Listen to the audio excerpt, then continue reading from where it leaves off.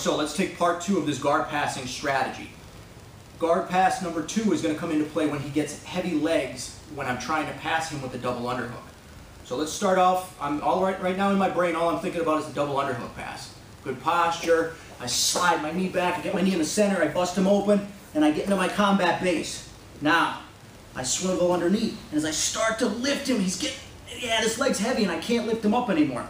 So what I do is I sell it a little bit. I fight, I make him get really heavy, then I let it go, and I shoot my knee through. Now, I only shoot my knee through. My toes remain behind to create an effective hook. I'm catching his leg inside of my ankle here, inside of my instep here, all right? Now, as soon as I cross over, notice those toes are still behind. As soon as I cross over, I go for that head control. Now, I bring a shelf in the back here. So I bring my knee up.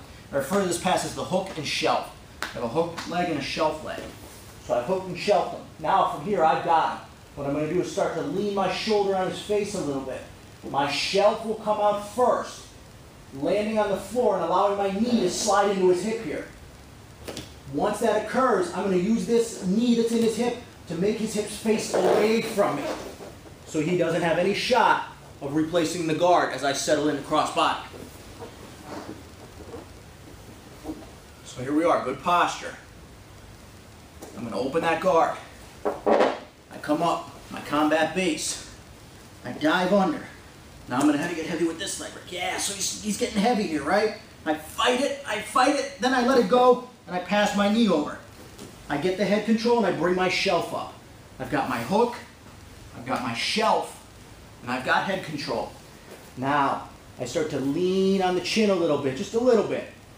I bring the shelf out first. It hits the ground, allowing my knee to swivel into his pocket. Now, shoot this from another angle.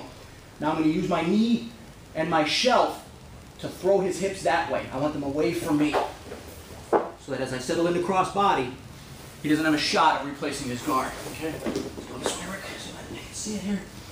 All right, so good posture.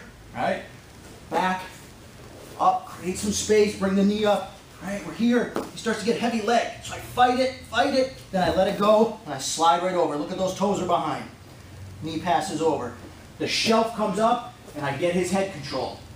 Now I'm going to be safe here. He's not getting away from me. Now, as I start to put some pressure on his jaw, I bring out the top leg first, the shelf first. That allows my knee to swivel into his hip. From here, I'm going to kick this bottom hook out. I'm going to punch my shelf towards the wall, and I'm going to turn his hips away from me so that he doesn't have a shot of replacing the guard while I'm settling in to my cross body. All right, part number 2. Part number 3 coming up.